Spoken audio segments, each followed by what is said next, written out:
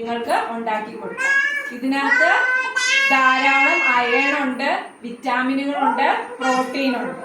അതുപോലെ തന്നെ നോക്കിക്കേ, ശംഖുപുഷ്പം കൊണ്ട് ഉണ്ടാക്കിയിരിക്കുന്ന ജ്യൂസാണ്. ഇത് കുടിച്ചാൽ കുട്ടികൾക്ക് ധാരാളം ഗുണങ്ങൾ ലഭിക്കും.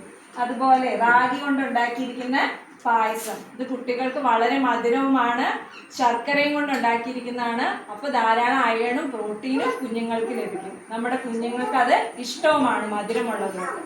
അപ്പോൾ അവർ ഓടിച്ചാടി വളരും, അവർക്ക് രോഗങ്ങൾ ഉണ്ടാകത്തില്ല. അപ്പോൾ അംഗനവാടിയിൽ ഈ ഭക്ഷണങ്ങളാണ് നമ്മൾ കുഞ്ഞുങ്ങൾക്ക് കൊടുക്കുന്നത്. അപ്പോൾ അതേ ഭക്ഷണം നമ്മൾ വീട്ടിലും കൊടുക്കുമ്പോൾ അവർക്ക് നല്ല ആരോഗ്യം ലഭിക്കും. അതുപോലെ തന്നെ നമ്മുടെ വീട്ടിൽ നമുക്ക് ചെറിയ ചെറിയ കളിപ്പാട്ടങ്ങൾ നമ്മുടെ കുഞ്ഞുങ്ങൾക്ക് വേണ്ടി ഉണ്ടാക്കി കൊടുക്കാം. വളരെ പൈസ കുറഞ്ഞ വസ്തുക്കൾ ഉപയോഗിച്ച് നമുക്ക് അവർക്ക് ഉണ്ടാക്കി കൊടുക്കാം. അതിൻ്റെ ഒരു എണ്ണമാണ് തബല. ഇവിടെ ഒരു തബലയാണ് ഉണ്ടാക്കിയിരിക്കുന്നത്. അത് ചിരട്ട വെച്ചാണ് ഉണ്ടാക്കിയിരിക്കുന്നത്. പിന്നെ നമ്മളുടെ പേപ്പർ വെച്ചിട്ട്, പിന്നെ പശ ഉപയോഗിച്ചാണ് അതിവിടെ ഒട്ടിച്ചു വെച്ചിരിക്കുന്നത്.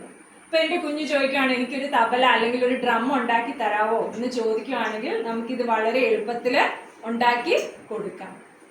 ഓക്കെ, അപ്പോൾ ഇന്നത്തെ ക്ലാസ്സിൽ നമ്മൾ മനസ്സിലാക്കിയത് എന്താണ്? പോഷക ആഹാരങ്ങളെ പറ്റിയും വീട്ടിലുണ്ടാക്കാൻ പറ്റുന്ന ചെറിയ കളിപ്പാട്ടങ്ങളെ കുറിച്ചാണ്.